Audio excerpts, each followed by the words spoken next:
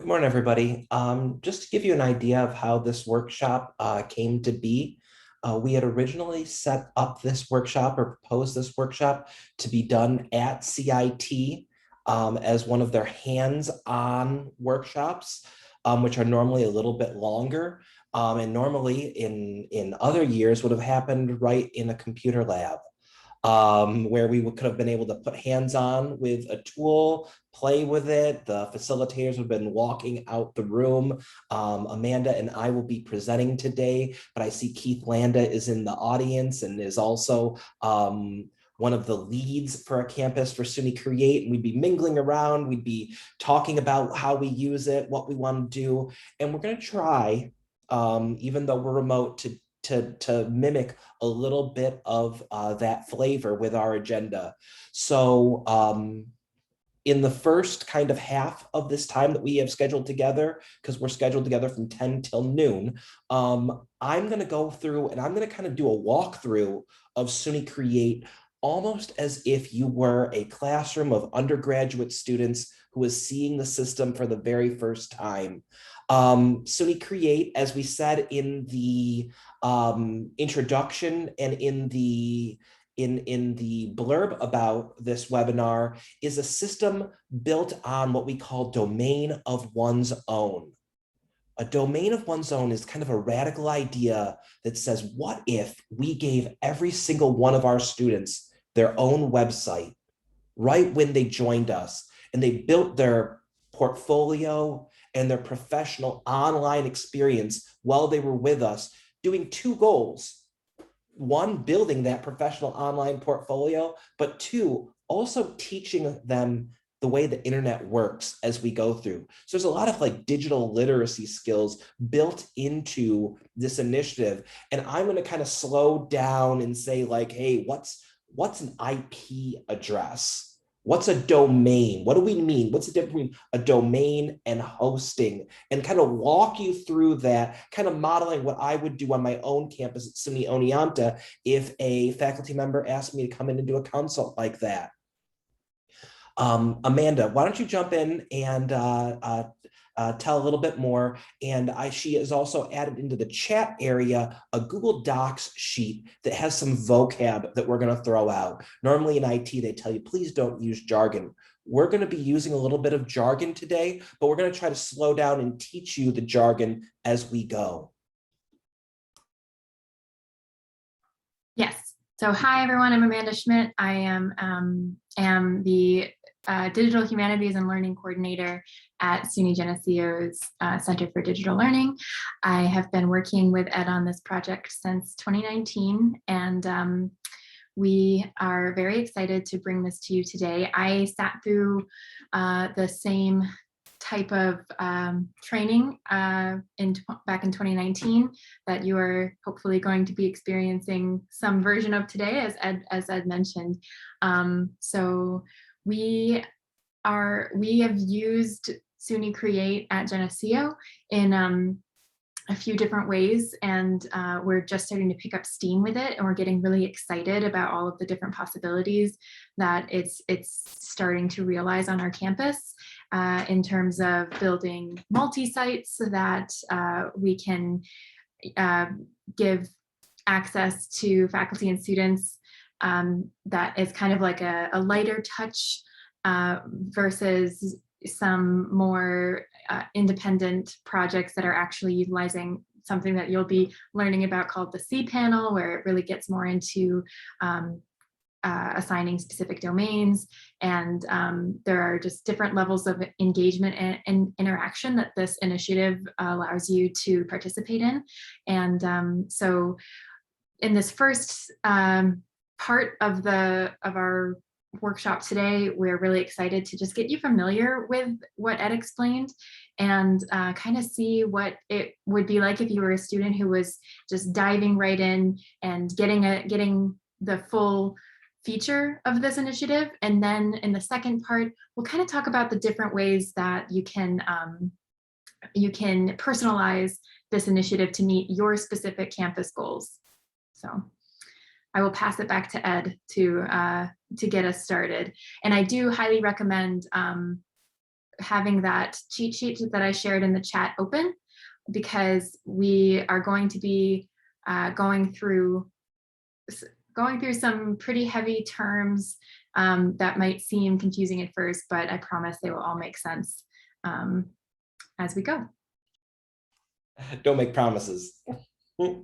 All right. So what I'm going to ask you guys to do first is I'm going to ask you to navigate to the home page of SUNY Create.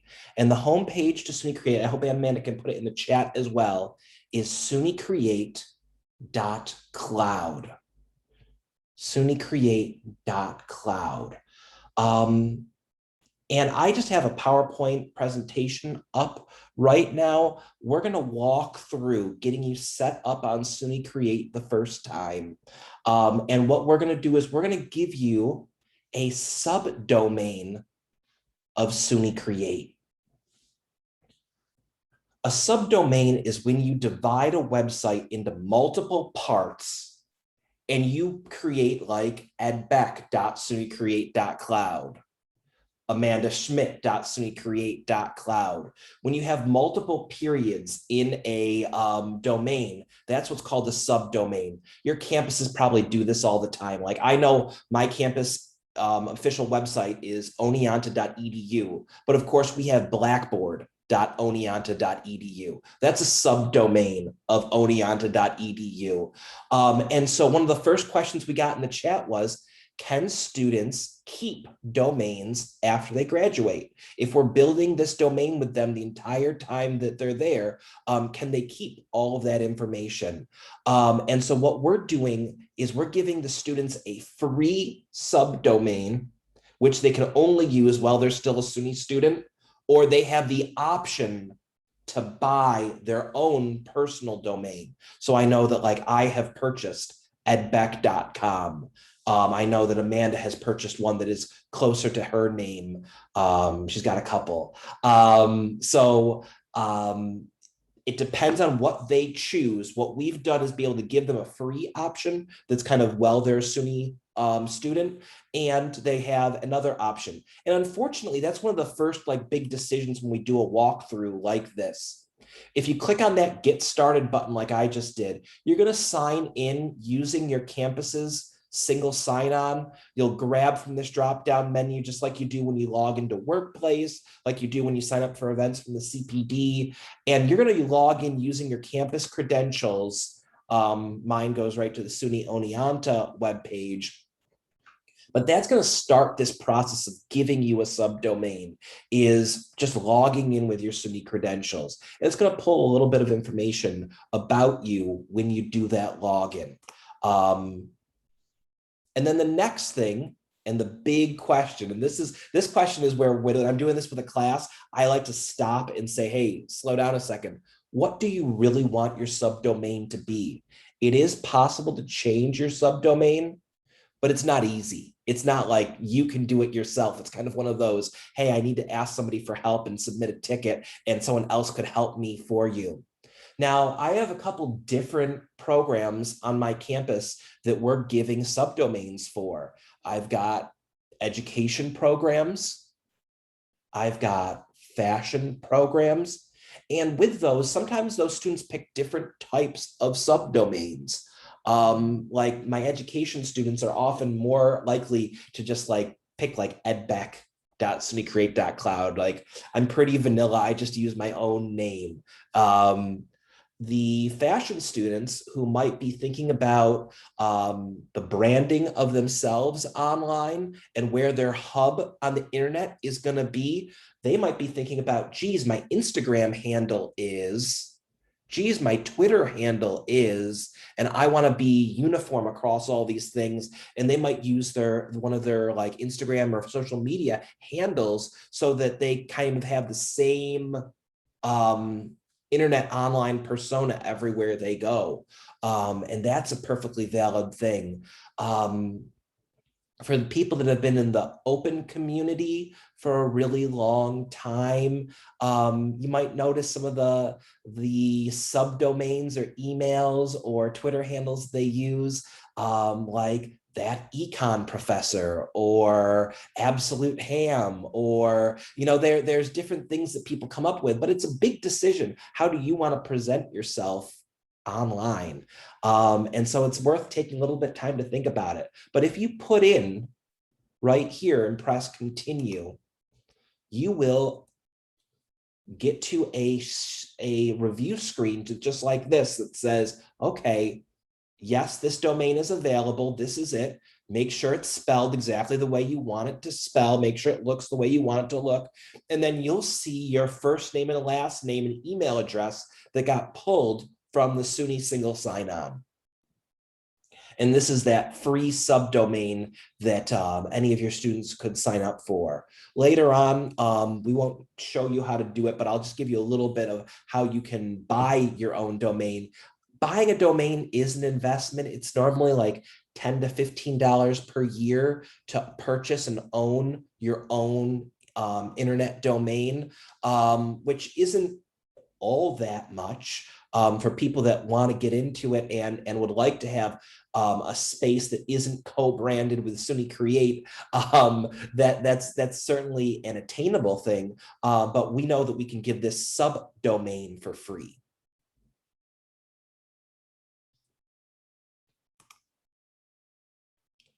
When you're clicking OK, and you're going to click that like it's a credit card button, you know, one click only, hands off the mouse, don't double click that baby. But once you have done that, it will bring you to a screen that says your domain's ready to go. You'll get an email that summarizes your sign up. It will send you the information on the account, and then it will bring you to the dashboard or cPanel.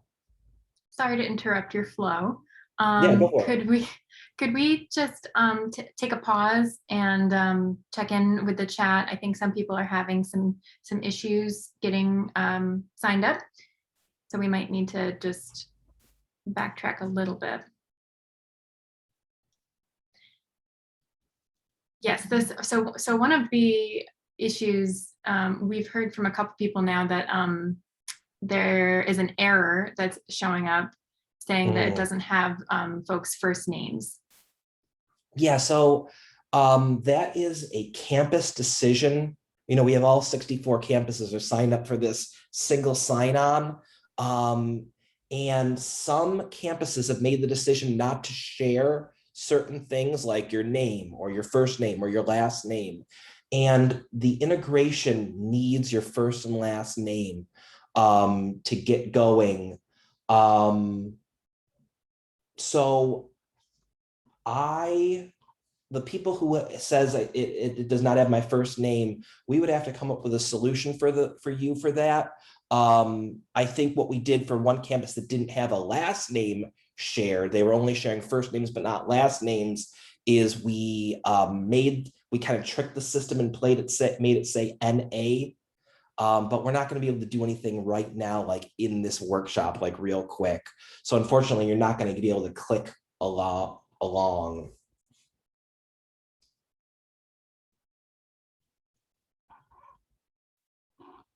Okay.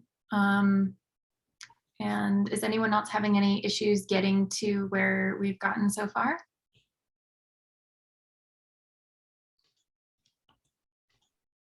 Yes. You'll want to select Get Started on the home page. Yeah, from the home page, I'm just going to go back there. I clicked on Get Started down here, or click on the dashboard. Either one of those two links will work. Get Started or the dashboard, and it should have brought you through the single sign-on, back to the subdomain. And then when we're all done, we'll land on a cPanel. cPanel is a kind of industry standard program. It's not just like a SUNY Create thing. It's not just a SUNY thing. It's not just this hosting company. Many hosting companies like HostGator, Bluehost, GoDaddy, if you were to go out and buy and purchase hosting from them, they would give you a cPanel account. And cPanel, or control panel, is just a user interface that you can use to control a website. And so on our cPanel, we've installed some things to help you get started, but I'm going to start over here on the right-hand side. First of all, if you see this, every cPanel, you should see a domain. And now somebody already asked, like, what is this little error message? It says, this is a self-signed certificate. In a domain, you know the difference between HTTP and HTTPS, where the S stands for secure site. To have a secure site to transmit over HTTPS, you have to have a certificate. And cPanel provides a certificate for you, but sometimes it takes a couple minutes or an hour for that certificate to fully take effect. So the system that we're using will create a certificate.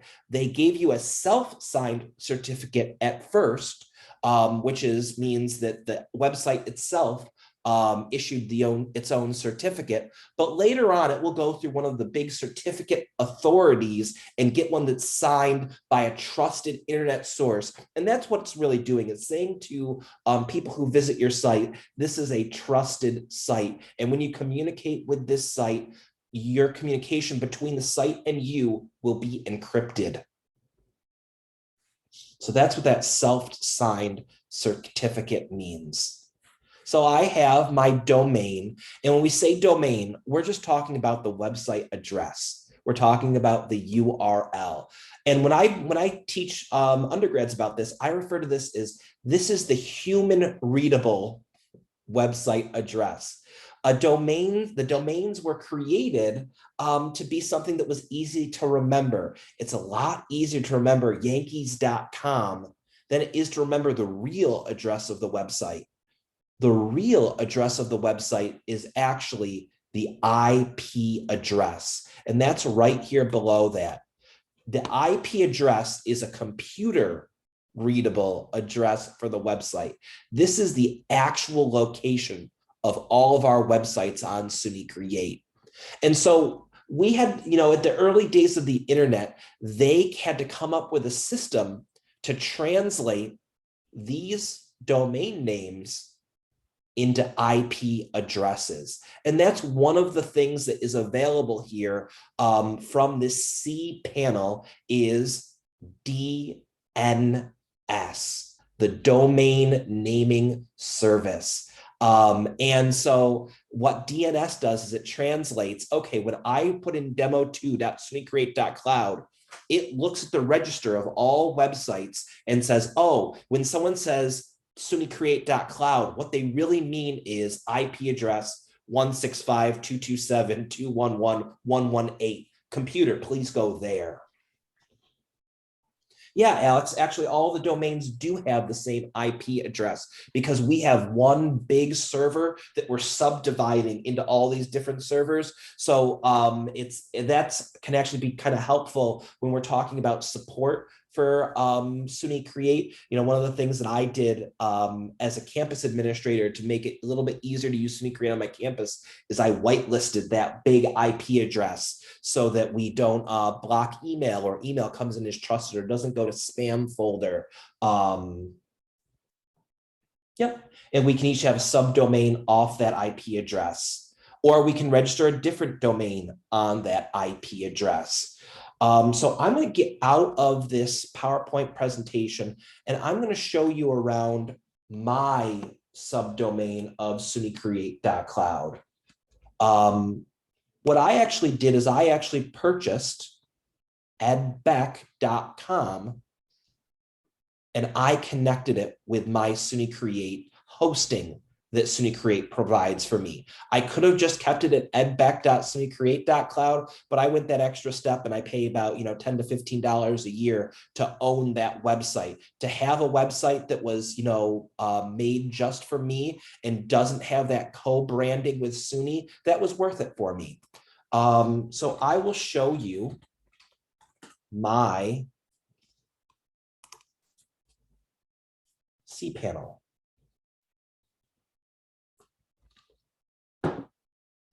So if we're looking at this, I have that same shared IP address. I have a primary domain. When I signed up for SUNY Create, I did just give myself edbeck.sunycreate.cloud. But over time, I added a different domain and I created a bunch of different subdomains. So if I go to domains over here on my cPanel, you can see I have made even more subdomains. I made even more subdomains off of edbeck.sunycreate.cloud. I have bookdown.edbeck.sunycreate.cloud. I have demo.edbeck.com. I have edbeck.com. I have moodle.edbeck.com. And so I have made all kinds of different subdomains so that I could test or try different products or different applications as I want to go. So I'm going to go through and install the application that most people start with. I'm going to install a WordPress on my SUNY Create. And I'll just show you click by click kind of the decisions that I make when I do something like that. It's not that bad. So WordPress is an application that needs a couple things to work. It needs a database and a file structure.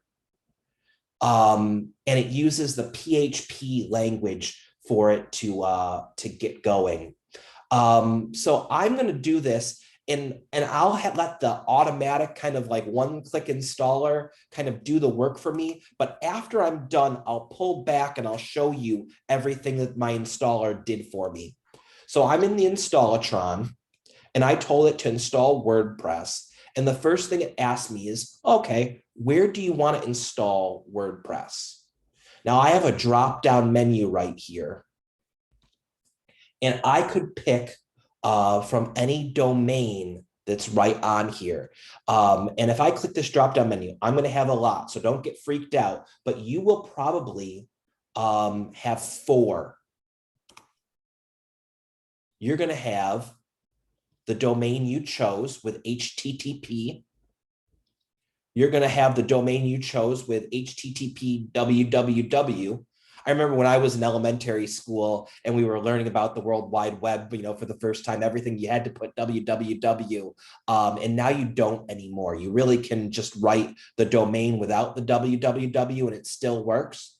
You have the HTTPS, which we recognize that S means, oh, it must be a secure site. And then we have the HTTPS and the www. I like this one right here. I like using just the domain name and using the secure as the primary domain. So I'm just going to go pick an open domain that I know I don't have anything installed on. I picked HTTPS edbeck.sunycreate.cloud. Now, in addition to this domain, you can also indicate what directory you want it installed in. And I think the very best thing to do is delete that completely and just install right in the folder. So no directory. So I've deleted what was automatically filled in down here. And it's marked as optional, but I'm just telling you that that's what I would do. For first-time creators, I would pick that main domain that you just installed. So your subdomain of SUNY Create, but I like to do the HTTPS version because cPanel will automatically create that shared certificate for you to make it into a secure domain. It's going to ask you what version of WordPress you would like to install. And I always recommend the latest version. You could install an older version, but I always recommend install the latest version. The latest version actually came out this week, version 5.8. WordPress is a well-maintained open source application. So they push out a new version a couple times a year.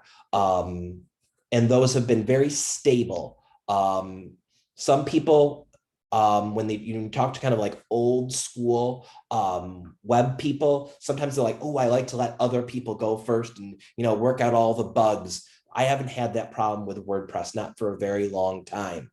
Now, down here under content, it says, either give me a clean WordPress and I'll add all my own content, or give me the works. This WordPress site has some plugins and themes preloaded to get you started. This will be just plain WordPress, nothing else added into it. This one is actually something I created that has a couple of my favorite WordPress themes and WordPress plugins already installed. And that was something that we could do because of SUNY Create, is kind of give a set number or a set to get students started a little bit quicker. We can keep adding to this. So someone on my campus said, if we kind of had a formula of everything we needed to be a teacher education profile, could we add more to this? And the answer is yes, we can keep adding to this. But right now we just have, a clean WordPress and the works. Accept the license. And then over here, Installatron and cPanel can update WordPress for you and make sure it keeps up to date. And that's a decision that you can make right now is, you know what? I would like it to update when a new version of WordPress comes out. I would like it to do that for me. And you also have a choice of when it does that, it could automatically create a backup to save whatever it was before the update, just in case something goes wrong, and it would roll back to that. I think the defaults here are quite good, and that will work for most people. And it's very good for most people because it will keep their website up to date. They don't have to worry about clicking the update button. Some specialized projects, you might want to say, you know what? I don't trust an automatic update. I want to actually go into WordPress and click the update button myself to do that myself. So you have the choice here, but I think the defaults, what it currently says, are pretty good. Now, as we keep going down this page, now it's going to start to set up the username and password of the WordPress application. And by default, they use just kind of something kind of random. This is because there are a lot of WordPress sites online, and it's just kind of a security thing. There's some names we would not want to use as our admin username, like admin. We don't want your username to be something that would be easy or routine to guess, because there are some bots that go around the internet and just try the most common usernames with the most common passwords. What if I just try admin and change me as the password? Could I take over this website and now I have a free website on sunycreate.cloud? So go ahead and change a username to be a typical username for you, but make sure you use a unique password. And what I have started to do, especially when I've been, when I have so many passwords now because of SUNY Create, is I've just started to use a password manager so that each and every single one of my passwords is unique and random like this. That's me because of who I am and how security minded I am. But for you, just please make sure that it is a unique password and that it's not something that's easy to guess. Down here, this stuff we can change from WordPress itself. So you can set up a website title like my portfolio, but just know that this isn't stuff that you're etching into stone that you can't change later. This will be easy to change later, and you should be able to change it later. With what I told you about limit login attempts, I hope I didn't scare you, but here we are thinking about this, and there is a little plugin that it will install that says, hey, if someone keeps just trying different usernames and passwords, can we just block that person? And so keep that at yes. It's one of the ways to just, increase security just a little bit on SUNY Create. And then we have our advanced settings. And you can leave it on the defaults, or if you say, let me manage, there's a whole bunch of other settings. The whole reason they hide these away are the defaults are very good. The only thing you might want to think about is automatic backups. Now, I don't recommend using the automatic backups in Installatron if you are going to use your web hosting account. Alex was asking in the chat what our backup was and backup limit was. And we said, we only give you 1 gig of space for your whole website. And these backups will count against your space. However, cPanel has this cool feature where you can connect certain external accounts. So you see right here, I've already connected my Google Drive. I did it by doing here, add a backup location. I did it with Google Drive, but I have already set that up with my Google Drive. So now I could get a weekly backup and it would save to Google Drive. So that wouldn't actually count against my storage on SUNY Create, and it would put that backup in an external location. I really like that. Hey, Alex. Yeah. We've got some multiple questions about how you're at this page. Can you just show folks how they can navigate to that from the cPanel? I'll show you in a second. I don't want to lose all the work I've done this last 10 minutes, but I will back up and show that. Okay. So to get to this little area, I went to advanced settings management. And if you say, let me manage these settings, this becomes available if that's what you meant. So I'm going to go ahead and I'm going to press install.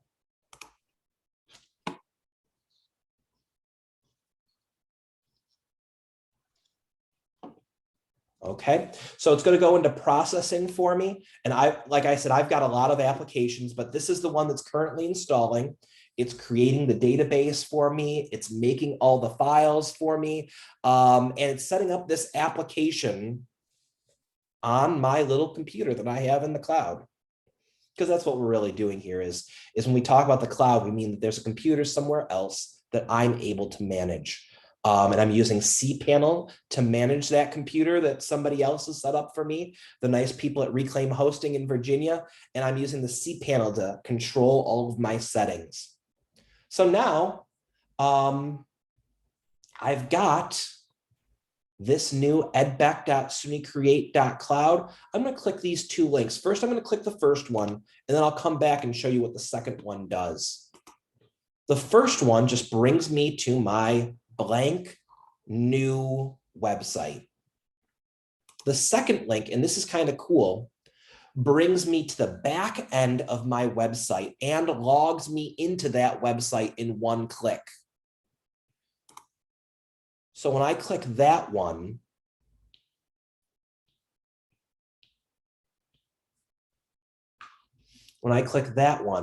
this is the back end of my WordPress site that I've just installed.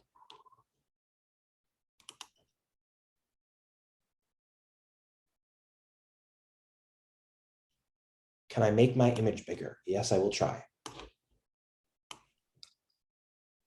The only thing with me making my image bigger is then the Zoom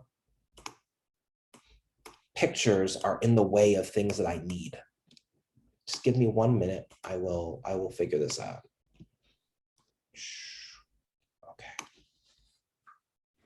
Okay. So I've got my WordPress site set up here. It's brand new. It doesn't have anything in here.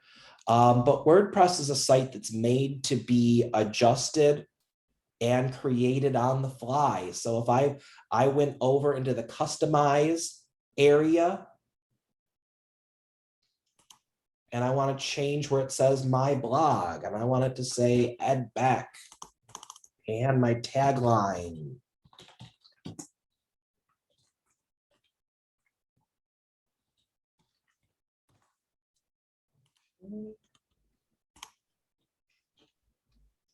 I can start to think about what I want my site to look like.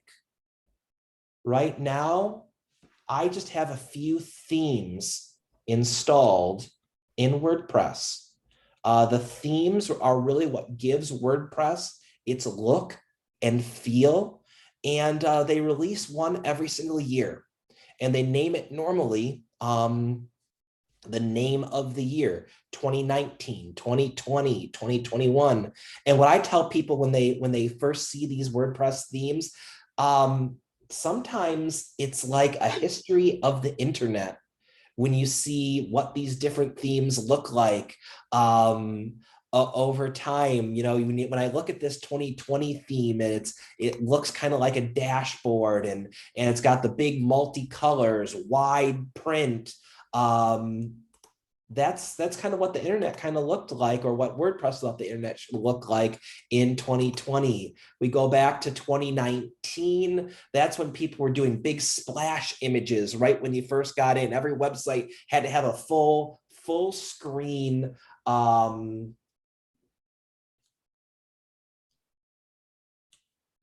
go ahead, say yes, say aloud. You know, every website had to have like a full screen. But in addition to the automatic themes that WordPress creates every year, the default themes that WordPress creates every year, there are so many WordPress themes made by people who just want to have websites that look a little bit different for them. Magazine websites that are made to look like an online magazine. You've got portfolio websites, which are made to look more like a person, like a photographer. This one is really literally named Travel Magazine. Since so much of the internet is made of WordPress websites, there's so many people that have made themes that might have the look and feel of what you are looking for. Now, sometimes that's overwhelming, and you just need to like filter the themes down to look at what you're looking for. And so I'm going to hit this top right corner and say filter themes.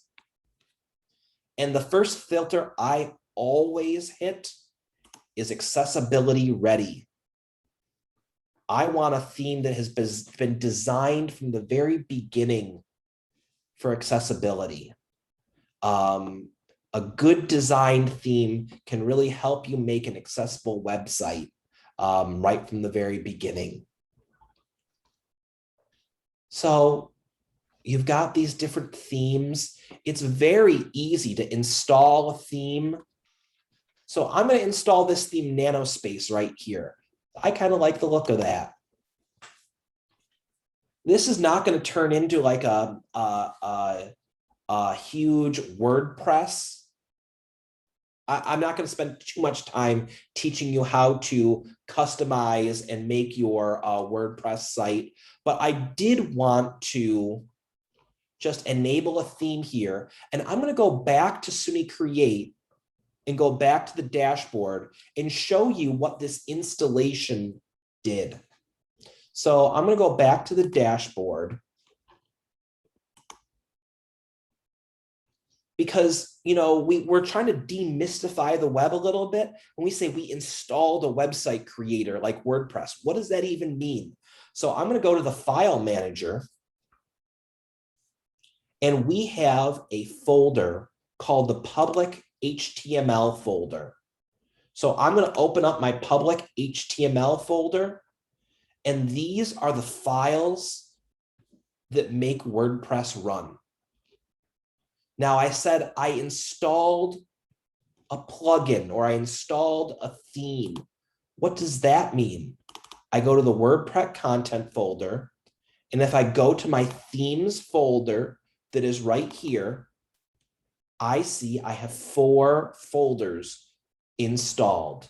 I have 4 different themes: 2021, 2020, 2019, and Nanospace. Nanospace was that one that I just clicked on install from my WordPress site. In the old days, when you wanted to install a plugin, when you wanted to install a theme, you would have to go into your folder and drop the folder in the right position, and those files would make a theme or a plugin, work or make them install. But WordPress, one of the things that's so nice about it is that you can install and change things right from this graphic user interface right here. You don't have to go back to the cPanel and look at the file structure and look at the folders. But what I'm just showing you is when you do something from this view, it does affect what you see in the cPanel, and that's the purpose of it.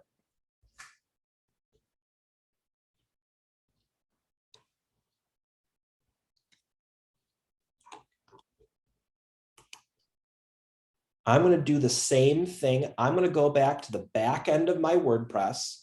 So this is what WordPress calls the dashboard. And I know we have a SUNY Create dashboard and a WordPress dashboard, and they both use the same words, but I'm in the WordPress backend, the WordPress dashboard. I'm just going to install a plugin and show you what that's like. Now, when we look at here, we have some plugins that were already installed. And you see in blue, we have the active plugins. And then I have a couple plugins that are installed, but they're not activated. So I'm going to go through both installing a new plugin and talking about WordPress plugins just a little bit. So right here in plugins, I'm going to click on the add new button. And I'm going to install a specific plugin. There's a plugin called Hello Dolly. And Hello Dolly is a plugin that was created only to teach you about plugins. It has no purpose other than teaching you how to install and activate a plugin. So I went to add new plugin, and now I'm saying install now. So that Hello Dolly plugin has been installed, but you see it's not been activated yet. Okay. I want you to draw your attention to the top right of my screen right here. Because when I activate this plugin, when I activate the Hello Dolly plugin, the only thing the Hello Dolly plugin does is it adds one lyric from the song Hello Dolly in the top right corner of my WordPress website. And this is to teach you, that plugins can change the way the back end of WordPress looks.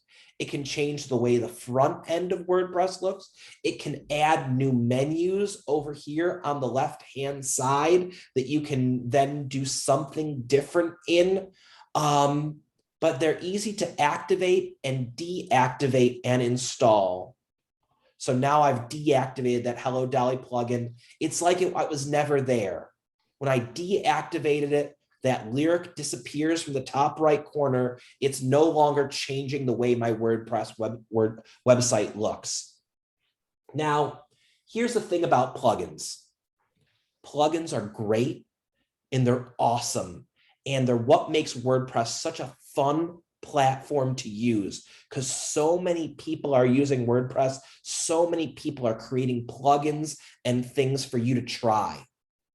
Plugins are also simultaneously the worst thing about WordPress, because I tell people every time you install a plugin, it's a small opportunity to break your website. Okay? Because it's new code that you're entering into this. So here's what I do when I look for plugins. Okay, when I look for plugins, I look to see how many active users are currently using it.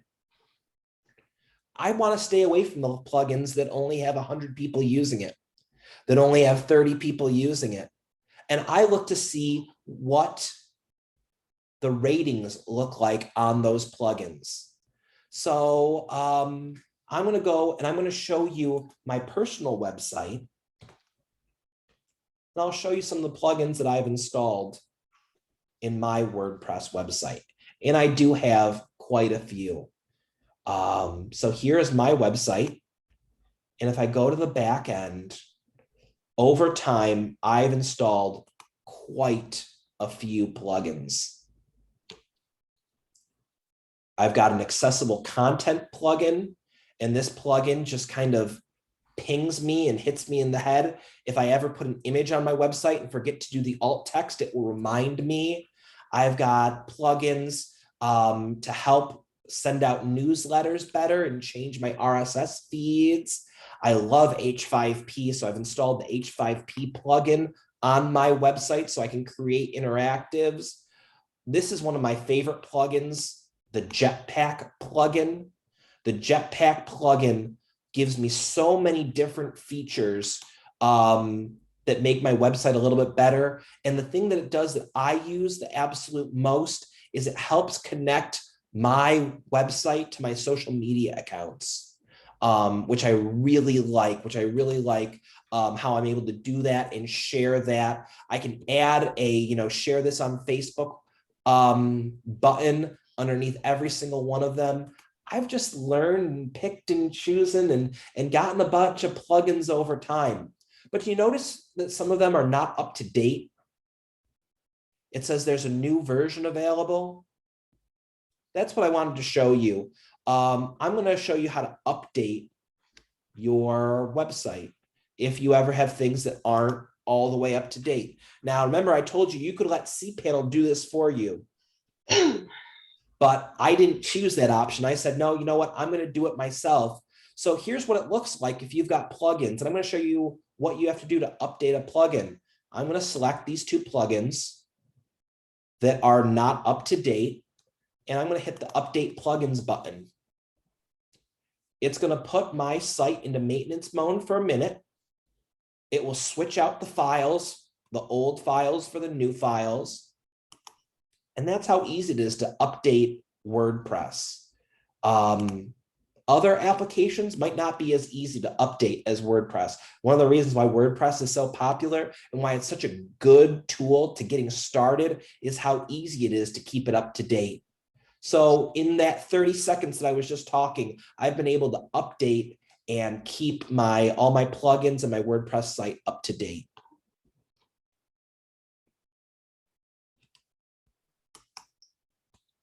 Okay, I have been talking at you for a very, very long time. And so I want to just take a pause here where we can ask questions.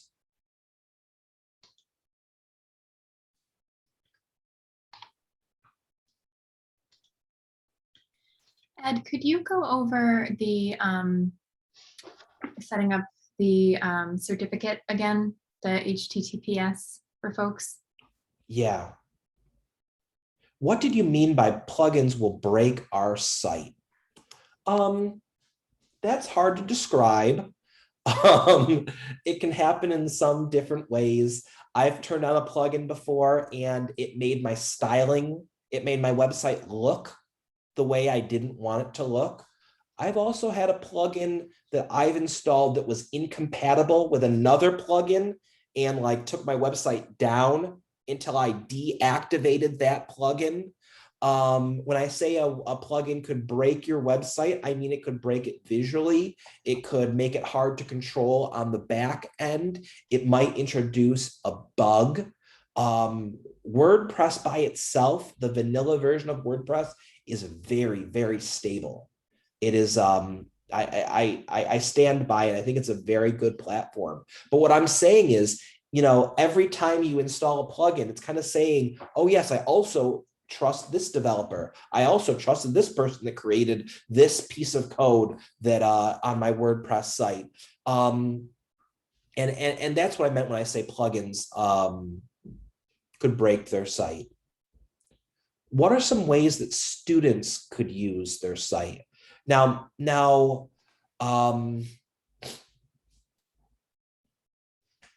what are some ways the students could use their site? I am a big fan of teaching students how to build their portfolios in WordPress. That's probably one of my favorite ways to use this project. And I also like to use this for collaborative type projects that don't fit within the LMS or that we want to like give to a greater to a wider audience. So I'm going to share two that happened on my campus. And then I'll invite the other SUNY Create admins who are around if they have one they want to share. This is one, and I know I talk about this one a lot, but it's one of my favorite projects.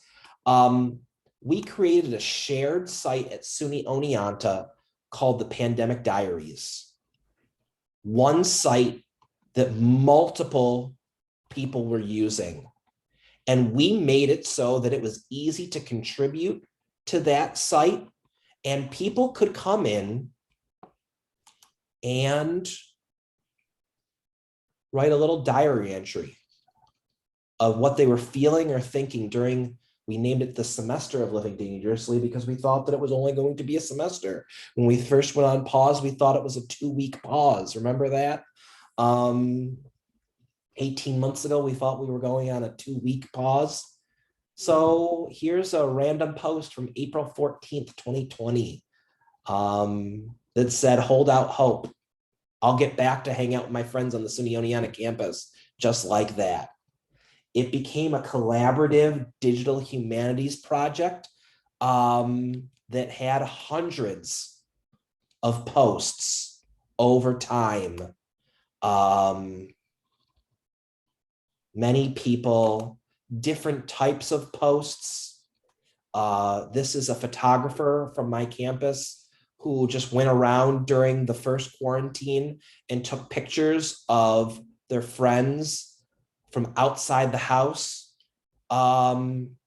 This is the type of thing that we wouldn't have gotten off the ground without SUNY Create, right? Somebody said to me, hey, can I have a website next week? Well, I showed you in 40 minutes, we had you all had a WordPress website up that could start to be edited. That's what SUNY Create is able to do. And so this ended up being like kind of like a community website that we were able to post on and share on. And I love that SUNY Create made this project available.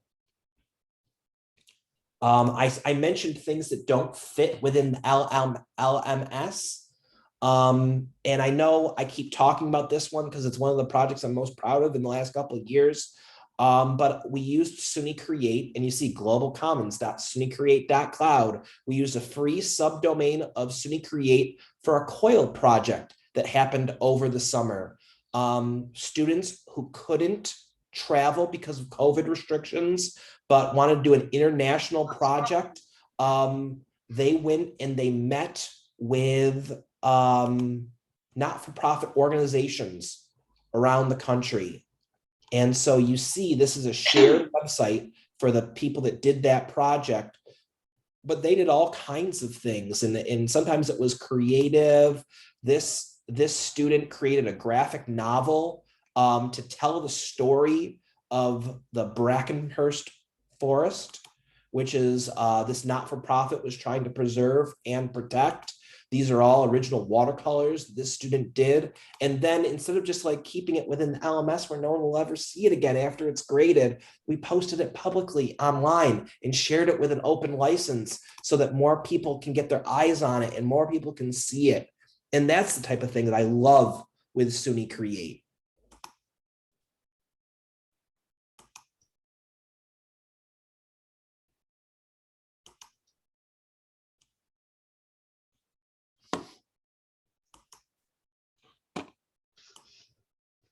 I know we have some of the other leads. Keith, I know you're on the call. Would you want to talk about something you've done on your campus with SUNY Create? Sort of lurking, Ed, because I'm up in my office in Albany today, but we started some projects. I don't know that we've got much to show yet, but I've been working with well, actually, I worked with one faculty member on that same pandemic spring to bring up a WordPress site where all of our creative arts students who didn't have the opportunity to do their senior exhibitions, recitals, and so forth in person had a site where they could post their materials. It was Purchase Produces was the name of the site. I'm interested myself in a different application besides WordPress that it hasn't gone into yet, and that's Pressbooks, which is actually a kind of WordPress, but it's a WordPress for self-publishing, for collaborative publishing. And so I'm not sure when I'll be back in the classroom again, but I'm very interested in open pedagogy projects where I would involve students with developing content for the course, and the Pressbooks platform gives us a nice platform in order to organize that for when I'm back in the classroom.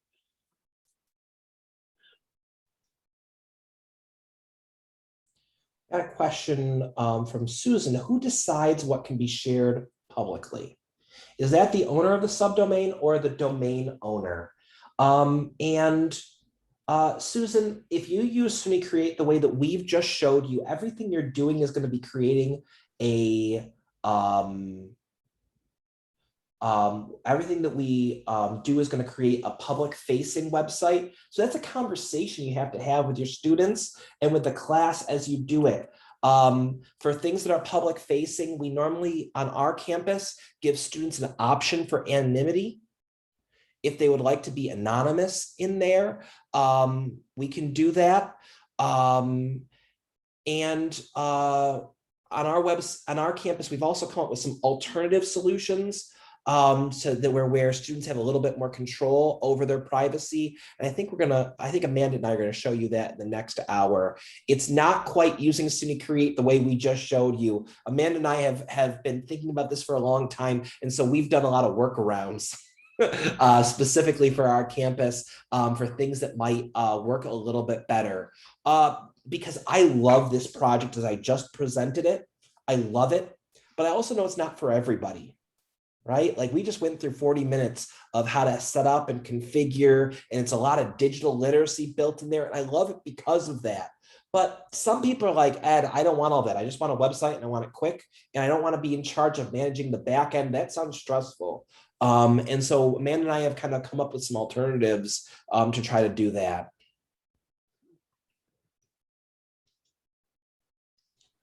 I'm going to show off the SUNY Pressbooks site that we created, because that was one of the questions that got asked.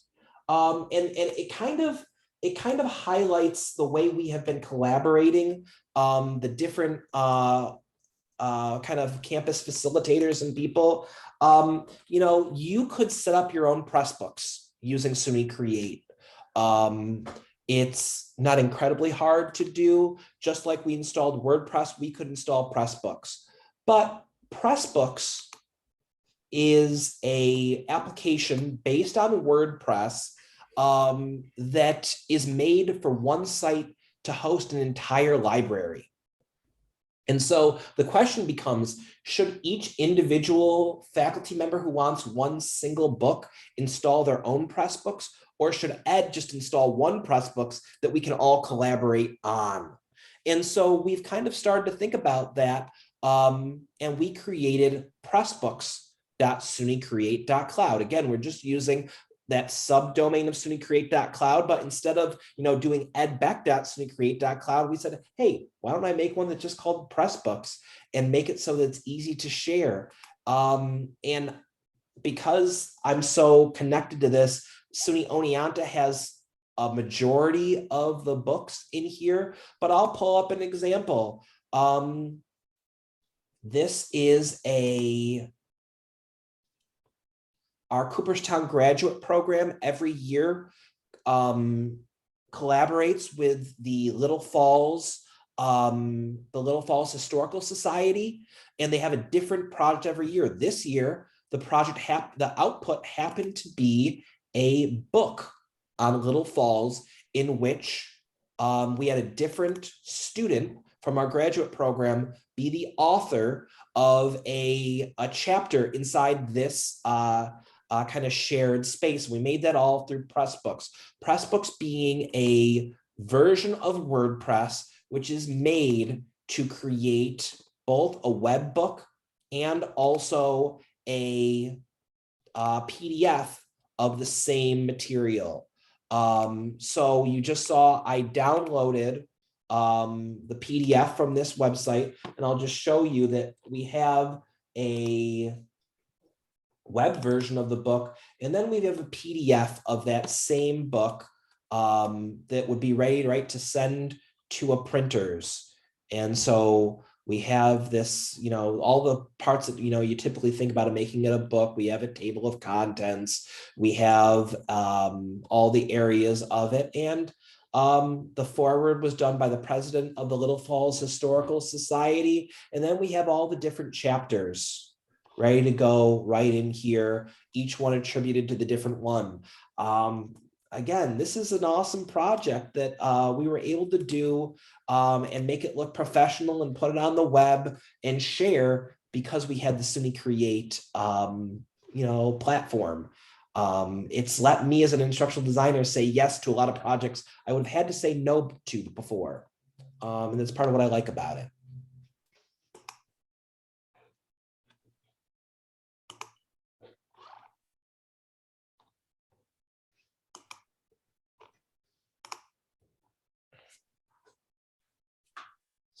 Okay.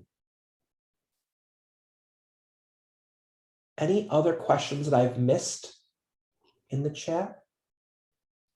Sophia asked, what could I use Omeka for versus WordPress? I'll share with you an Omeka site. It's also from the same group. Omeka is an application that was built more towards libraries and built more towards archiving of digital resources. So the an Omeka site creates a website, but it also creates an archive, and it structures the data in ways that I think maybe librarians could appreciate more. Like we were just looking at, what if we built an Omeka site for some digital collections we had at the Oneonta Library, and then because it's made by kind of a museum or a library institution, we could make those findable using our library catalog and our library search engines. And that's the kind of thing that I've been able to engage with the librarians on my campus. You know, if you ask me, sometimes I'm like, Omeka, I don't like it as much. You know, it's not as cool, because my focus as an instructional designer is often, you know, big, beautiful websites. But for people that value that metadata and value that way to be able to put digital artifacts into collections, as opposed to just into collections, as opposed to just visual web pages, Omeka could really be the tool that they're looking for. So let me.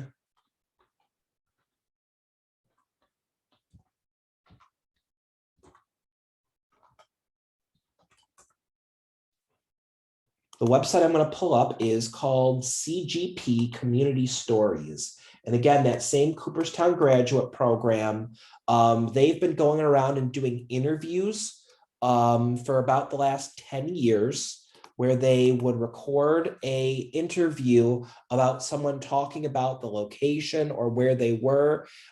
Each one of these has a transcript for this interview that goes along with it, and creates, you know, this archive of the community around Cooperstown that they've been building for multiple years.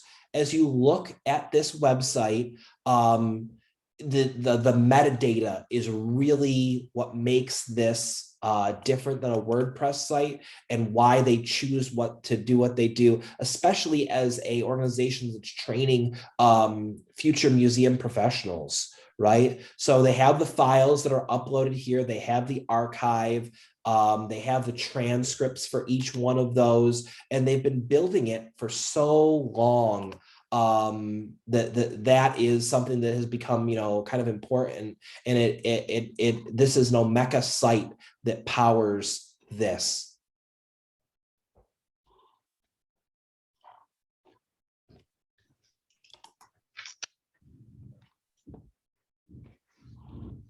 Ed, there's a question in the chat from Karen asking, is there a central space for instructors for reference and resource sharing to incorporate a domain of one's own using WordPress SUNY Create.cloud in our classes?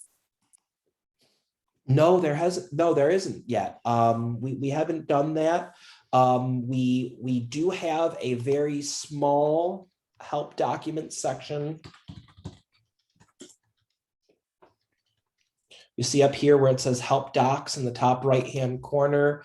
This is not, you know, comprehensive by any means, but it is a just getting started, going through a lot of what I talked about. How do you sign up? What can you do with your account? What are we talking about when we're talking about registering a domain? What is a cPanel? You can see down here. What's the difference between a subdomain and a subdirectory? How do you manage your backups? What is DNS? So it has a lot of things. And then WordPress being one of the, you know, most popular tools, it does have a section on WordPress. It does have a smaller section on Omeca. And then as we go out to other applications, it has much less. You can tell from looking at this that WordPress is our most popular tool, and most of our help docs are around that because we've just created them as we've needed them.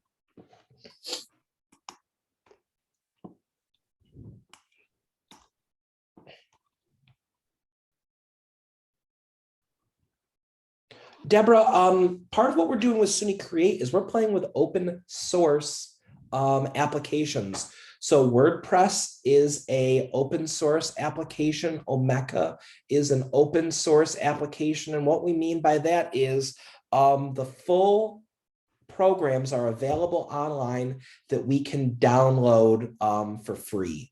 And so the Omeca that we're running is going to be the same as if you went and purchased hosting somewhere else. But I think what you're alluding to with your question is the space. There's so much oral histories there. You know that audio files are going to take up space. And yes, the Cooperstown graduate program has made it important to their mission to keep and preserve these oral histories. And so they have budgeted every year for the amount of space they're doing. We can give a little bit of space for free. We can create a sandbox for you for free. But if you're getting to something, you're like, you know what, I really need 50 gigabytes of space to be able to make this project really pop. That's when we might say to you, you know what, you need $100 a year budget to be able to do something like that. The cost to SUNY by buying all of these, the space and the domains at scale is pretty low. We end up spending about $12 per year on each website. And so you think about that, that's a pretty good value we're getting by being able to buy them in bulk. But it is not free. It's, you know, this is a service that we were looking into building into a shared service because we see so much potential in it. You know, just this afternoon, a faculty member, you know, contacted me about project-based learning and what he wanted to do with project-based learning. And as an example of what he wanted to do, he sent me a link of project-based learning stuff that was all hosted on a different Create website. You could tell that the people who were doing this, that he was looking at, were posting all of their stuff on exactly the same type of setup that we were. And I thought that was just so interesting. But putting things out in public and putting these repositories on the public, I think has real value.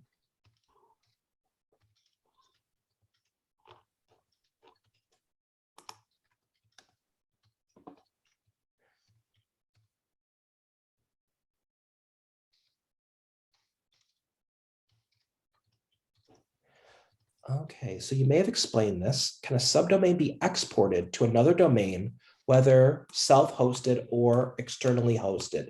Yeah, one of the things that we like about SUNY Create is we feel like if we teach our students how to build things with SUNY Create, one, we're teaching very transferable skills, but also we are teaching them things that they can take with them. You know, there are a lot of companies that sell very expensive products to create portfolios, right? And they market them towards higher education, and students can become very good at manipulating those while they're with us for 4 years. But if we want to teach them something that is portable and be can taken somewhere else afterwards, then this seems to be a really good solution, because we can teach them about WordPress and then we can pull the contents with them after they leave us. So I went into manage your account and migration information, and just ignore that there's all these scary looking warnings. It's just because I'm a super admin on the website and I wouldn't normally be looking at those. But you see this, there's a migration offer, and once their SUNY hosting runs out, they can transfer their contents to a Reclaim Hosting domain, which is also our hosting provider, for starting for $30 a year. They can take everything with them. Now, if they're on a SUNY Create subdomain, they can't keep that subdomain. So Reclaim would have to set them up with either their own domain or a subdomain of Reclaim Hosting. And so if they were to click on this, they would go through and fill out this form, and they'd be able to keep everything they did and built up on our service over the years. Now, Reclaim Hosting is a hosting provider specially focused on education, but they do not trap our students in. So if our students contacted them and said, hey, will you help me transfer to Bluehost? Will you help me transfer to HostGator? Will you help me transfer to GoDaddy hosting? They would also help them do that.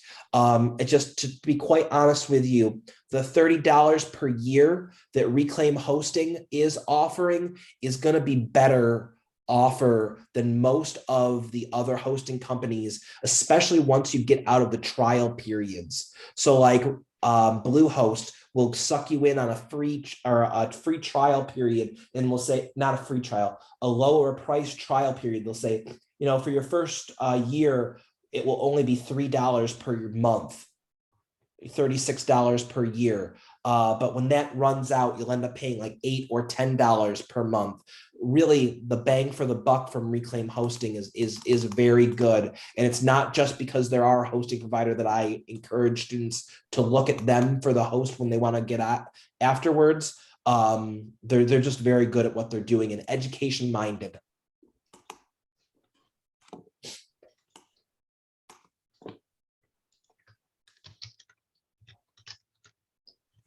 Okay, so I think that we should take like a 5-minute break, because we've been talking at you for a very long time. And what I would ask during this 5-minute break is if you have questions that you want to go over during the next portion of this.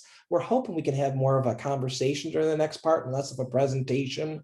Might be a time when you could come off mute and just ask your questions. But let's take that 5-minute break, but go ahead and keep leaving stuff in the chat while we're there. And if there's anyone that feels like they have to go ahead. What isn't gonna hurt our feelings, but we'll see you back here in about 5 minutes. I suggest don't leave, just put yourself on mute and turn your camera off, and we'll get started back at 11:20.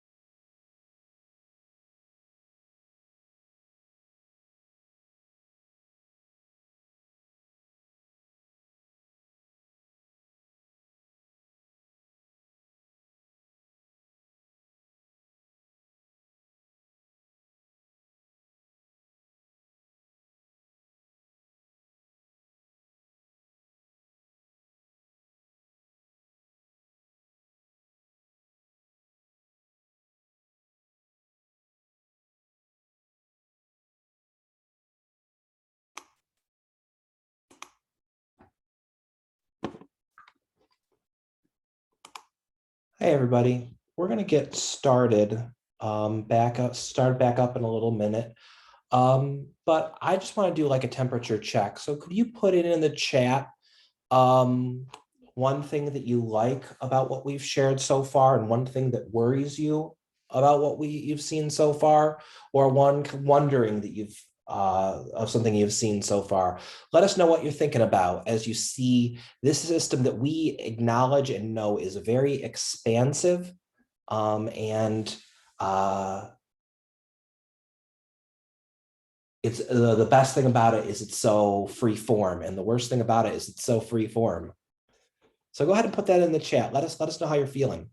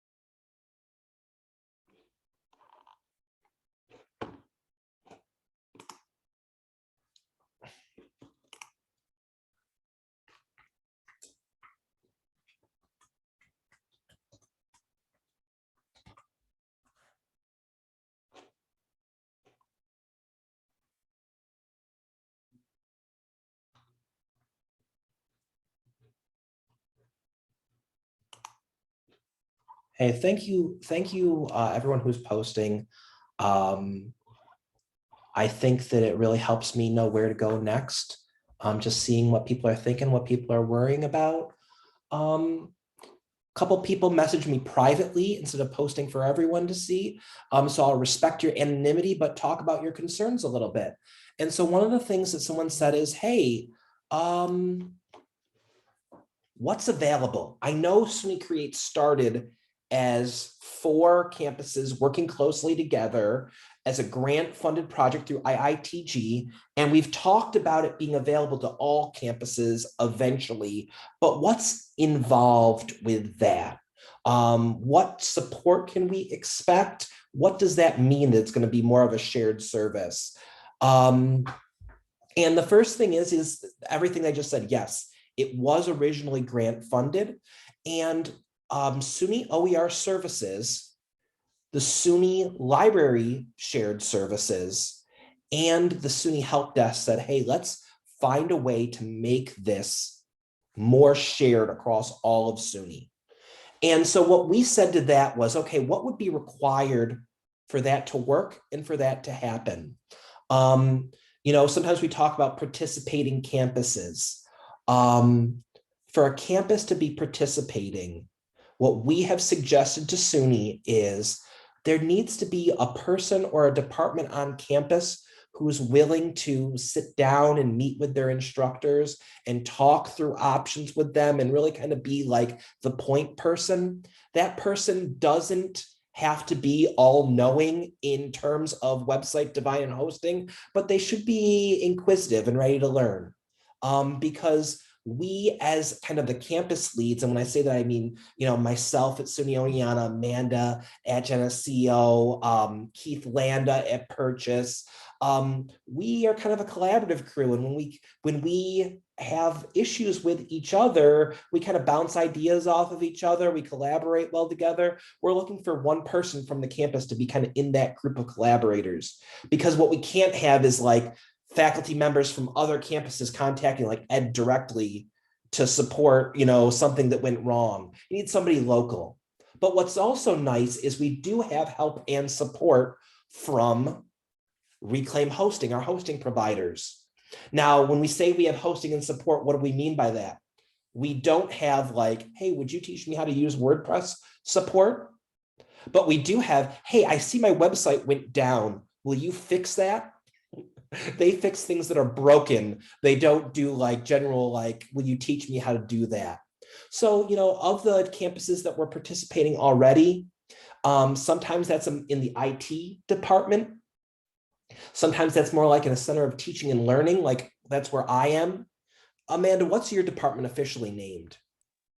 The Center for Digital Learning. Center for Digital Learning, is a fit. So not part of IT, but closely aligned with IT.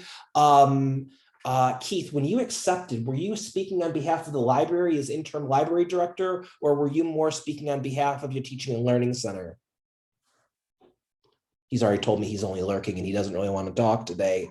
My point here is, it could be different centers on campus, but we kind of do need some person or some organization to say, yes, we can support and help people that go through there. And then we envision something very similar to how SUNY OER service works. You know how when you put in a ticket for SUNY OER service, your campus lead, and that's usually like the librarian, is also copied on that email so they can reach out and help you? Because we do think you need that kind of local support and help. But we're trying to build this kind of loose network of people that are using this. So if you're here as a faculty member, and say, well, I don't have anybody on my campus, you might write an email and say, hey, I went to this webinar, it's this shared service. Maybe talk to your library director, talk to somebody in your IT department, say, this is something that they're figuring out as they go, but one of the things that they need is just somebody on campus to say, yes, this is okay, and yes, we could be kind of like your primary supports. So does that answer the question? The question was about a specific campus, and that group does not have a lead yet. But the idea is, yeah, but it shouldn't be too hard. If you can find somebody that will stand up and say, yes, this is the type of digital pedagogy we want to have on our campus, we can fit that with the partners.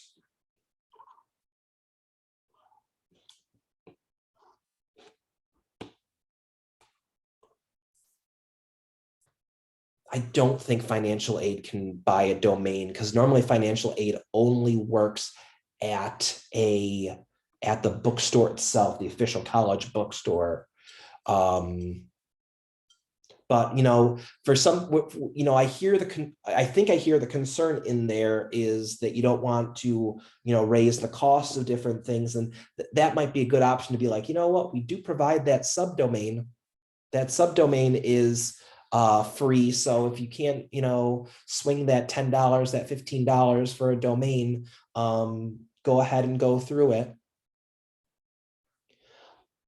I'm going to go ahead and I'm going to show more and I know we probably have some instructors on this call here, and that this might be a little bit less interesting, but I'm going to go and show the back end a little bit to be able to show how I can help and support my faculty members if they have a problem. And I got to say, I'm very happy that we haven't had a ton of problems on my campus. We've had remarkably little problems on my campus. I had, when we first put out for this grant, I'll just be honest, I had blocked off a bunch of my time to be able to support this project, because I imagined that there would be a lot of support. And I was surprised and pleasantly surprised with how little, true problems that we had. I did a lot of, hey, let's talk about WordPress. Let's teach you a little bit about WordPress. I didn't do any like, oh, this is broken. How do I fix this? Jamie, I left the meeting and rejoined. Could you re-promote me?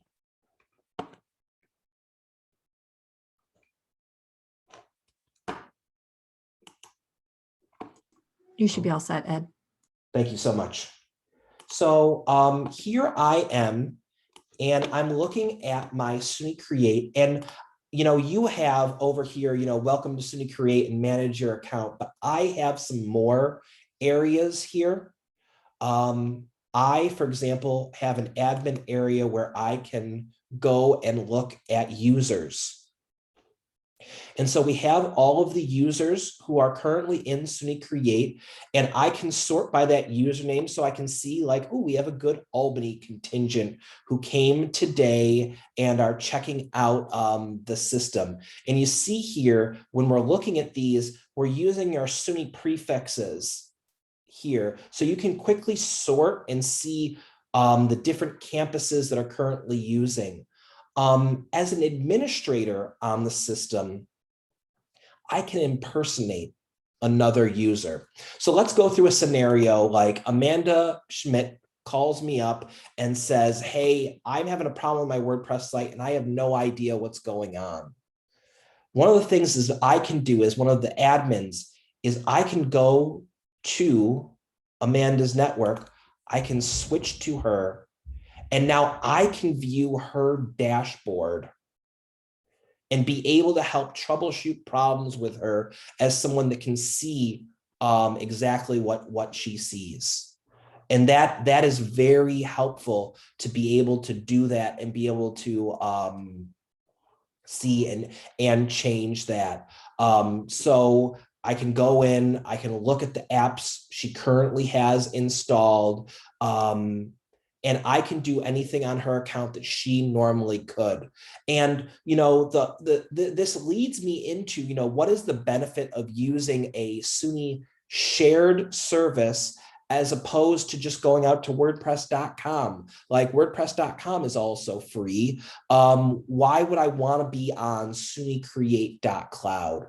And just having that support, both from me, but from our host, can be, I think, is a very powerful thing. We're paying for support from Reclaim Hosting. We can get support from our local campus contacts, and they're all connected together in this network. If your student was having a trouble with WordPress.com, you as the instructor, you as the instructional designer, you as the IT help desk, there's nothing you could do to help a student with their WordPress.com. And so having it be in this space really helps us. WordPress.com also does ads on their web pages. And I had a couple of faculty members that were using WordPress.com for their classes, teaching them how to use WordPress, and had contacted me because the content of those ads was not appropriate for an educational website. The ads were sometimes sexual in nature, and they were not happy with that. And WordPress.com does that to monetize their platform. Unless you pay them, they will put ads on your website. On a WordPress.org website, there are no ads, none at all, unless you've specifically added something. And that's a major difference. WordPress.com is basically a big hub of sites, and you only have the plugins and themes that they have made available to you. So there are things that we can do with our hosting that we could not do with WordPress.com. Really, Pressbooks, for example, Pressbooks is a WordPress plugin. It's a humongous WordPress plugin, but it's a WordPress plugin. But you can't enable our Pressbooks on WordPress.com. We can here. Amanda is going to talk about Open Lab in a little bit. Open Lab is also a multi-site built on WordPress. It's a big plugin that was developed by CUNY. And we can enable that on our hosting, but we could not on WordPress.com. So, I think I'm just trying to point out the flexibility that having that vanilla WordPress.org version adds to you, and then that institutional support that we're not asking our students to go out to some third party that we don't have control of. We don't have control over how they handle their identity, their privacy, their personal information, their intellectual property. If we control it in SUNY, I think that there's definite advantages to that. A lot of my instructors have been going to WordPress.com for many years and doing that version. And that was one of the impetuses to get SUNY Create on my campus. It was to enable those instructors that were already doing something to support them. And also now, because it's on our supported, network, now I can give better, I can help people that might have been thinking about it, but didn't want to go out to WordPress.com for all the reasons that I had brought up.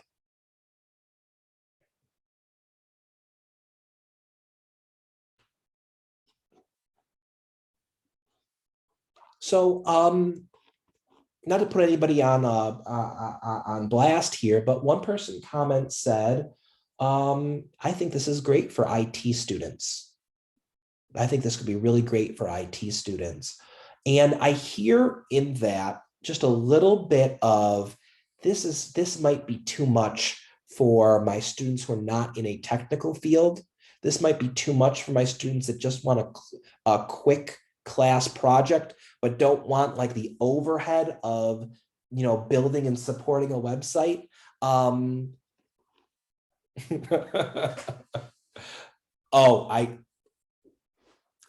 Amanda said, that's right, Susan, which I took to be a baseball reference, like what John Serling says to Susan Waldman when he says something very obvious. And in fact, she was just answering someone named Susan in the chat. So I laughed like it was a great joke, and no one else did. And then I talked about it for an extra 30 seconds, which makes the joke even better. But let's talk about some things that Oneonta and Geneseo have done specifically to make it a little easier for students when we want to have all the feel of, we want to give you a website, we want it easy to create, want it easy to start, but we don't want to add in all of those digital literacy things because we don't want to take away from the main focus of the class. And that's a real concern that we've had, that Susan, that instructors have come to us with, and this is how we've reacted. Amanda, are you ready to show a little bit of your Open Lab? Sure. So I think I can share my screen, right?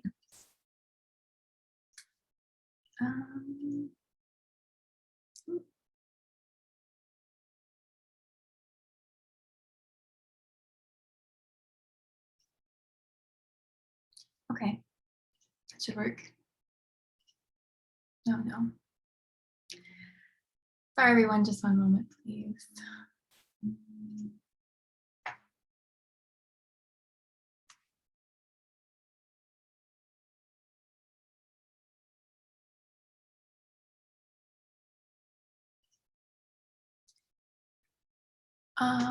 Ed, can you do me a favor? Maybe. Can you go ahead and just share your screen for my my Open Lab? I have to. And you're going to direct me where to click and what to show people? I sure will. Thank All right. you. Go team. Thanks. All right. So this is Geneseo Open Lab. It is our installation here at Geneseo of the WordPress plugin that Ed had mentioned earlier. It's multi-site, and so it is just, there's a lot going on here. We have, this website is broken up into different groups of people, of courses, organizations, projects, and portfolios. So Ed, how about we go into portfolios? We'll start there, because if we're talking about real life skills, as I see folks are talking about in the chat, this is something that actually got people on my campus really excited about using Open Lab. And you can click on me if you want, Ed. So you're going to see various versions of my name here as it's recently changed. So, Rebranded, so rebranded. I've been rebranded. So if you go into visit portfolio site, so this option kind of harkens back to what I mentioned earlier in today's workshop about having different levels of interaction with SUNY Create. So if part of your this is one example. If part of your learning objectives for your class don't involve having your students go through the process that we took you all through in the first hour, and you just want them to have a WordPress site that they have control over in a way that maybe you can't get from your campus IT department, because some of them tend to be pretty limiting, rightfully so, but particularly in terms of branding and style. One way to address that would be to provide your students with a portfolio on something like Open Lab. So all students have to do is sign up for that website that you first saw, and then they can set up essentially a subdomain on that initial multi-site domain, which is the geneseo.sunycreate.cloud. And so my portfolio is amandawentworth.geneseo.sunycreate.cloud. And it is just a full WordPress site that has the Geneseo Open Lab branding at the top and also at the bottom that just runs throughout all of the child sites for this multi-site. And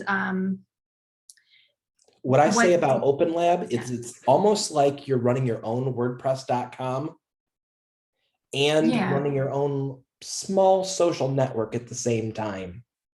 And that's an oversimplification, but in this, you're not setting up the WordPress from the very bare bones like we showed you. I've set up one WordPress. I've said what themes you can use, what plugins you can use.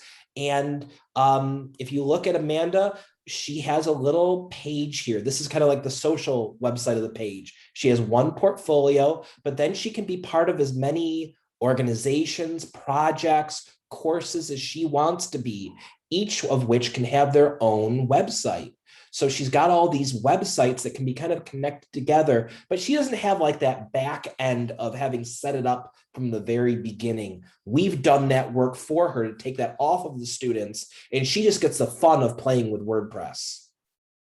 Right, and this is also something that, if students want to make a digital resume, for example, they can do that using this portfolio. On my portfolio, I was playing around with embedding in WordPress. And so I embedded a separate resume that I have that exists on GitHub that is right on so it's an example of integration. And so you can do that, or you can, and I have my Twitter feed running along the side just for a more personal touch. And so there's various ways that you can do that. But I think that this is a great opportunity for students to have their own space on the web and be able to share that with potential employers. I actually worked with a student just this last semester on exactly that. She's applying for teaching jobs, and she wanted to have a website that she could share with potential school employers. And so she worked really hard and got this site up and was able to list it on her resume. And what she liked about it was that it had Geneseo branding on it.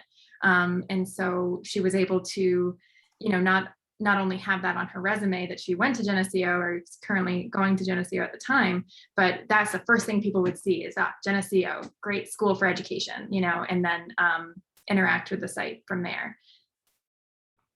Yeah, this is. Now we've transferred. Now we're on SUNY Oneonta's Open Lab, but I'm just trying to show you. This was a student that I had working with me who created a portfolio on here that I thought was just really impressive, and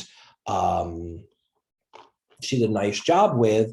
But just it was a little bit different. It was a little bit quicker. It was a little bit easier. What we're trying to show you is SUNY Create, you could refer to this as a platform as a service. we've given you the platform. It's now up to the campus to kind of figure out a little bit what kind of support you're going to do, what you want to do with it.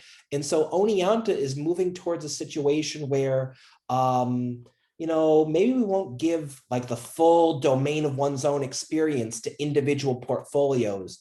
Maybe we'll set up a site like this, oneonta.sunycreate.cloud, to do our portfolios in, but still leave it open that if there's a big project like the Pandemic Diaries, that wants to install a bunch of custom plugins to make that work, we still have that as an option. We're still figuring out our way with all of this, in deciding what we want, where we're going to share it. And some of these projects work out and some of them don't. A faculty member came to me and said, I want to create a project to represent, SUNY ESF, SUNY Polytechnic, and SUNY Oneonta about the lead buildings that we have on campus. And so it's going to be a shared resource. We're going to push it out there. We said, wow, that's a great, that needs its own standalone website. That can't be connected to a hub. On the other hand, a faculty member comes to me and says, hey, I just want to be able to do a summer course where we want to share our internships, but we want to do it kind of in a WordPress place. We're able to do that. And look at this. Because we're using Open Lab, which was designed for education, he's able to put privacy settings on that course. Lets us have more options. When I said with like the WordPress going straight, just WordPress, everything you're doing is going to be public. Maybe the best you could do is be able to be like, do the assignment, but do it like anonymous or do it with a pseudonym. On here, we're able to actually create entire portfolios and give them the choice of whether it's going to be public, whether it's going to be private, and they can make that decision. So we're still just kind of figuring it out, but it's kind of fun to have a platform that we can have these, and to kind of do them in low risk kind of atmospheres. We could just set this up and play with it and see if it's okay, and make it a bigger thing if we want to, and if it didn't work so well, kind of move away from it. That's part of the power of SUNY Create, I think. Man, anything more you want to add about the Open Lab or what you're doing? I love your site. Thank you. So Karen asked in the chat, so this Open Lab component would be available through a campus-wide adoption of SUNY Create. And I think that that's a good question because it addresses a couple things here. So, and Paul replied that, that yes, but what I would say is that it doesn't have to be that big of a lift. It's not that your entire campus has to adopt Open Lab, or I'm sorry, has to adopt SUNY Create. It's the way to create something like what I've made here is to be an admin with SUNY Create. So Ed and I are admins, and in being so, we're able to set up sites that are subdomains of the SUNY Create root domain. And so that's how I was able to get geneseo.sunycreate.cloud instead of geneseo.amandaschmidt.sunycreate.cloud. So you could always do that if you were interested in being a SUNY Create administrator, then you would have the option to do that, and you could set up an Open Lab site on your own. Yeah, we're talking about, you could make it individual sites, community sites, maybe a department site. This was an exploration for ourselves. I think, Amanda, wasn't the first group just going to be the Center for Digital Learning? You're going to create a site just for them, and then you kind of made it more broader to be a full Geneseo one, but that you could have just done it for the Center for Digital Learning. And I think you started that. It was based off of one faculty member's ask to get these portfolios that we were just explaining for students for the Center for Integrative Learning at Geneseo. And then very quickly it became obvious that there were more people who were interested in things like this, and that there was a broader application at Geneseo. So yeah, it became practical to have something more comprehensive like Open Lab.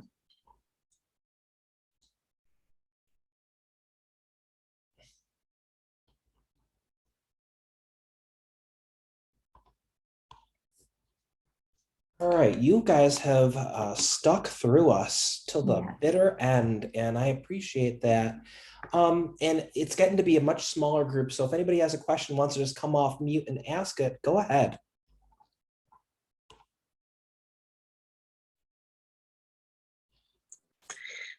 Hi, I do have a question, and that is, I just want to make sure with the Open Lab idea, you're saying you're narrowing things down, so it's basically like creating a template for those users who are part of that group. Would you say that? Yeah, I think yeah, that's a fair way to put it. absolutely. And you know, if I went through how to sign up for an Open Lab site, and I could do that with you just really briefly. You know, when you sign up for an Open Lab site, I go up here to the sign up area. It's just this one form. 1, 2, 3, 4, 5. You've got a WordPress site. It's a little bit simpler, and there are templates that we can set up for the portfolio, project, organization, class. Like we can literally create a template that when they do it, it gets pushed out to them. So when you do a portfolio, it has a page already created for resume, a page already created for my, you know, my work goals, philosophy. You know, we could do that to just get people started and running a little bit easier. This was created by the team over at CUNY, and they are so collaborative and fun to work with. One of the things that they're working on right now is the ability to have multiple templates so that we could have like, ooh, a visual portfolio, you know, choose this one if it's more image-based, ooh, a text-based portfolio for those history majors like me that, you know, we would never put an image on there. You know, we really want it to be, you know, just dry and to the point. You know, and really think about what different templates could look like for different uses.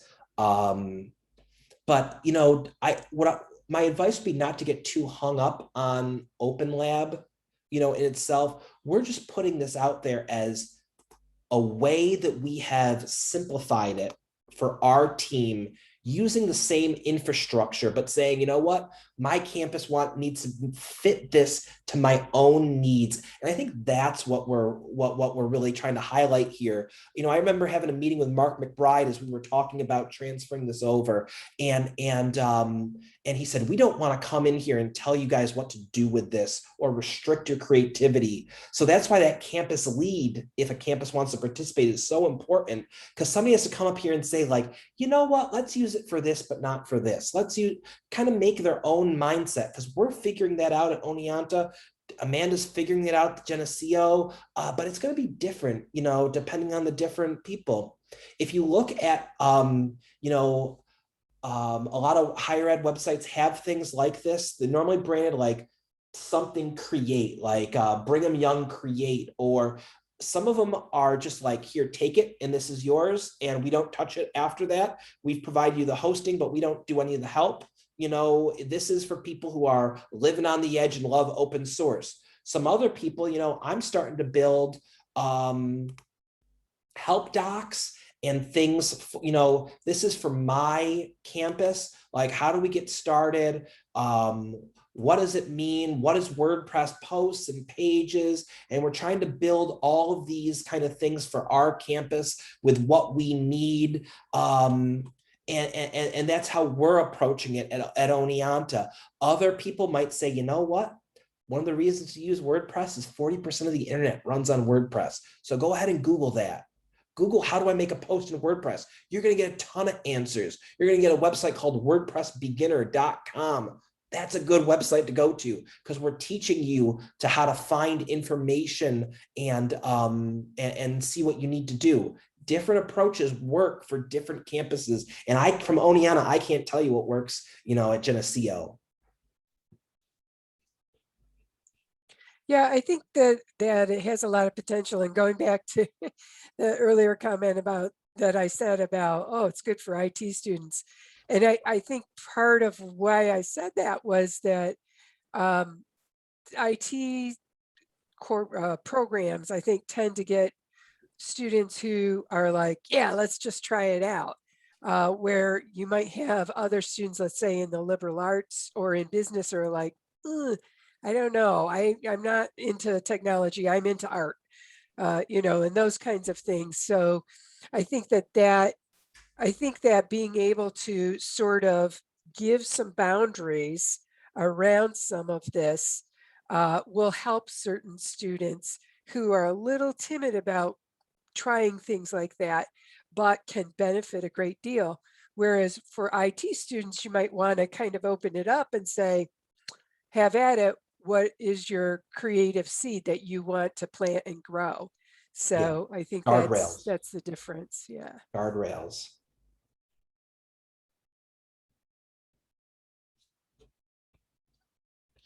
Karen, I try, I try to use a bit of jargon and stop and explain it. And I failed some of the times, during this 2 hours we spent together, I'm sure. I think I might have succeeded a couple times, but that's part of why we made that big vocab list. And maybe we could share that again of like, hey, here's all the jargon I'm throwing at you, but this is the jargon of the internet. This is how the internet works. And we have these students that were practically born online, but that doesn't mean they have an understanding of how it works. And a project like this can be fun in that way. Who wants the final question? We got 3 minutes left. I think I have a quick one. Can Yeah. you delete your subdomain, especially if you don't have anything in it? Yeah. At this point, we're still working on getting everything transferred to the Open SUNY Help Desk. If you create a subdomain just for this project or just for this workshop and have no interest in really keeping it, go ahead and send me a quick email. I'll get Reclaim Hosting to just delete that so that it doesn't stay out there.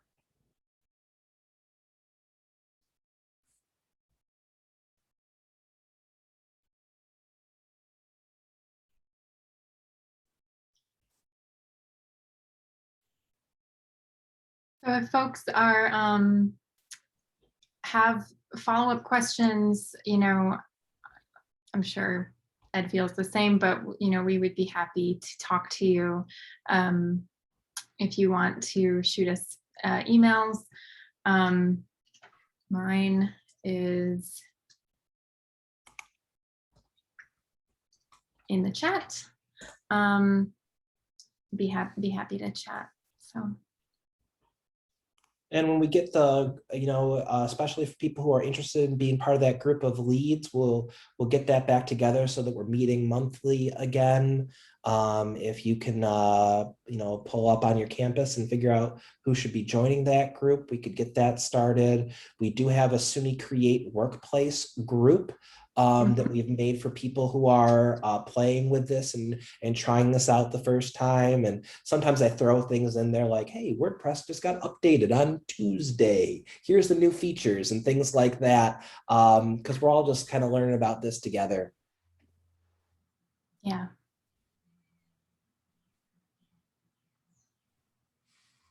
Hey, Jamie, can you stop the recording? Yeah, I was just about to say thanks for